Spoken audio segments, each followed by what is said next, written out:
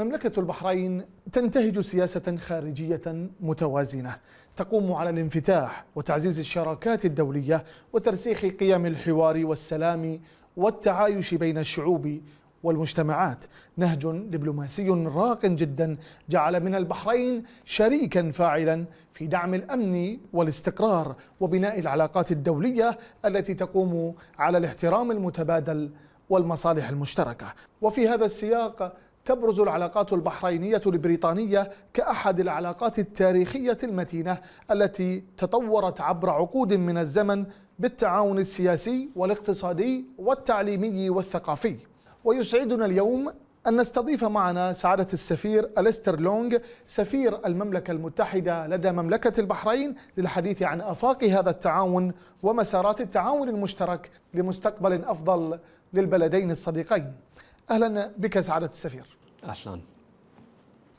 كيف ترى طبيعة العلاقات والتعاون بين مملكة البحرين والمملكة المتحدة بريطانيا؟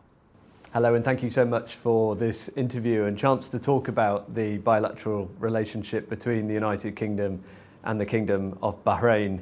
We're enormously proud of the relationship we have. It's incredibly deep and goes back at least 200 years. We celebrate a treaty of 1816, but in fact, actually, we've known one another for far longer than that. Our royal families for centuries before that, and perhaps our people for millennia.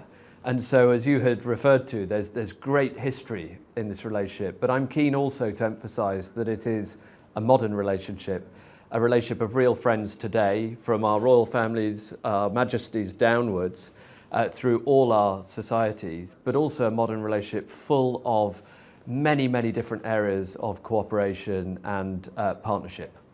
سعادة السفير، ما هي أبرز مجالات التعاون بين البلدين في الوقت الراهن؟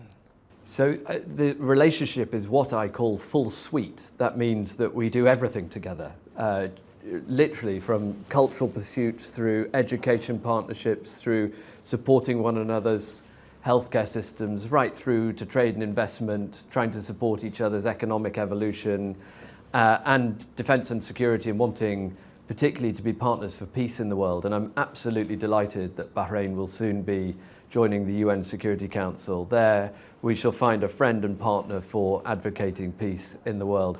All of these things matter to us, and with Bahrain we find a really like-minded partner, a partner in a region that has suffered, I believe, too much in the way of conflict and adversity, but that sees things the same way as us, wanting to strive for peace, wanting to enable people's human fulfillment, and wanting to make sure that the next generation in the world have real opportunity ahead of them. I'm delighted that at the moment we're working with Bahrain on everything from future industries and science right the way through to humanitarian support in some of the regions of the world. بالاستناد إلى هذا التعاون الكبير وهذا التنوع في مختلف المجالات التي تفضلتم بالحديث عنها، ما هي أبرز هذه المشاريع التي من الممكن أن تحدثونا عنها في التعاون بين البلدين؟ So I'm really pleased that we just recently had what we call our strategic dialogue, and this is an opportunity to review together the strength of the relationship across many pillars of activity. There are always projects that we're working on together, and so we have at the moment a whole suite of things that we're looking forward to in 2026, not least being partners together on the UN Security Council, supporting Bahrain as it is also at the same time the GCC president, which is a really important role. And I congratulate His Majesty King Hamad bin Isa Al Khalifa on a wonderful GCC summit. We're looking to work together, I would say particularly on trade and investment, and making sure that we're bringing British companies here to invest in Bahrain and to look at the Gulf market and all the opportunity that it brings. We're expecting the GCC region to grow incredibly in the next few decades, and we want British companies to be alongside Bahraini partners in that. But we're also delighted to welcome Bahraini companies and products in the UK, and so we're working very hard on these things at the moment. They really matter to everyday people. This is bringing prosperity to Bahrainis and to Brits. And our kingdoms have for many, many centuries traded and supported each other in this way, and we want to see that continue. I would say the region is also a priority. We really desperately want to see peace in a number of the conflicts that this region has sadly suffered. And so supporting Bahrain in its endeavours on the Security Council as GCC President in that regard. نعم. سعادة السفير، بالاستناد إلى هذا الإرث الكبير من التعاون وهذه المجالات المختلفة، من وجهة نظركم كيف تقيم الدور الدبلوماسي الذي تقوم به مملكة البحرين لدعم الاستقرار على المستوى الإقليمي على أقل تقدير؟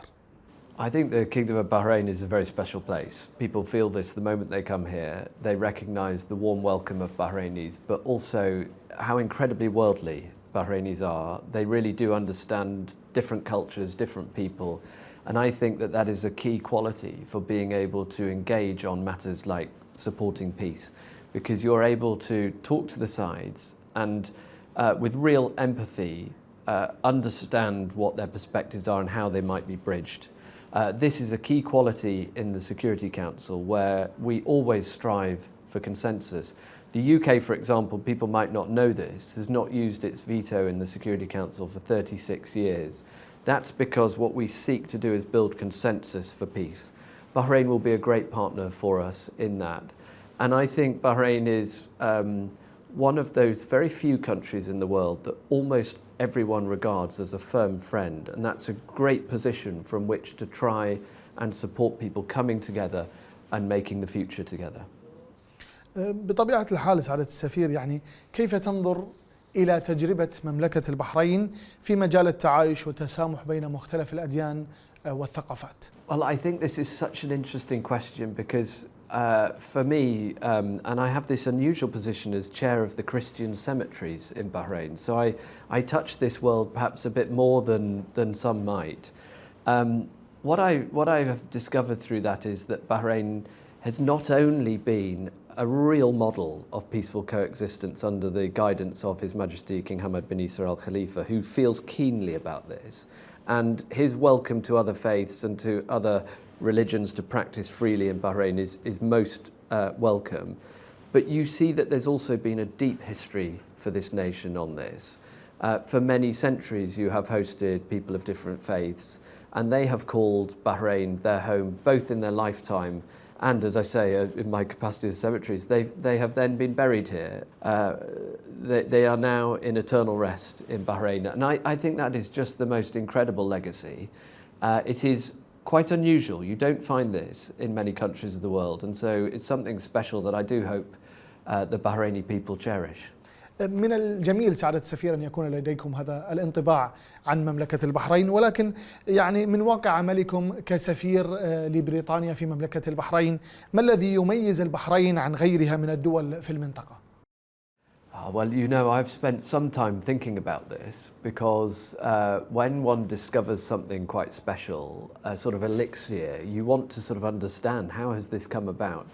And share with you two thoughts then. I mean, the first is that I think this hasn't just materialized overnight in Bahrain. I think this is the product of a proud nation that has been at the center of this region and the center of the people of this region for millennia.